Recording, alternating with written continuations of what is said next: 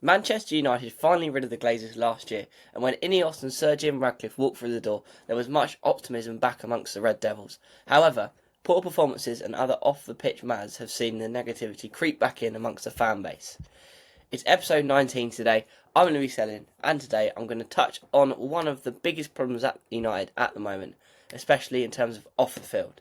So sit back, relax, and welcome back to Midweek Fixture. So, of course, a big problem at United at the moment is obviously on the pitch. Amorim has been appointed. Results have not been good at all. The club looks set for their lowest finish ever. They're currently sitting 15th. But that is not one of the biggest problems, in my opinion, at the club. That comes with the cost cutting. So, over the last 3 years, they announced a £300 million loss, which is a lot of money. And then the final quarter of last year, there was a £27.7 million loss. So a lot of money has been lost amongst United, within United, and that is no fault of Ineos or Radcliffe at this moment in time. Of course, a lot of that falls on the Glazers. But the problem United have now is they're trying to sort out their PSR issues, profit and sustainability, to get back to what they were in 2019.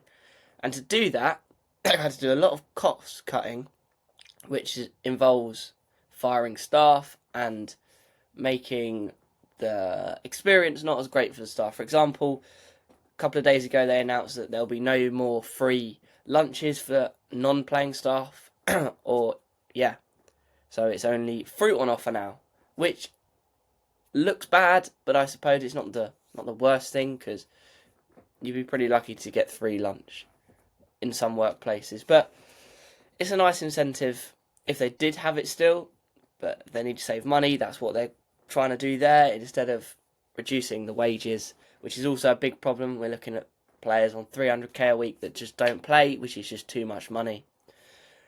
And they're firing staff. 250 members were made redundant last year. A further 200 are set to be made redundant over the next couple of days, which is 39% of the club's workforce. From I think it was about 1,100 and something, which is quite a big percentage of the workforce. So, where would current staff members stand on that issue? Because they could be about to be sacked for no reason apart from the club need to save money, which a club of United size just shouldn't be doing. And then you have the problem if, they need to save money, fair enough. But if they go out and spend big in the transfer window to bring in players that Ruben Amorim wants, does that reflect badly on the previous cost-cutting measures? Perhaps it does, perhaps it doesn't. Tell me what you think down in the comments. If you think United have a big problem at the moment, if you think it's fair enough what they're doing at the moment, or they could cut even further jobs. We shall see. But yeah, that's just a really short one today, because that's something that come up very recently that needed to be touched on very quickly. But yeah, I will see you next week. It is a big episode next week. Annabelle will be back on, I believe.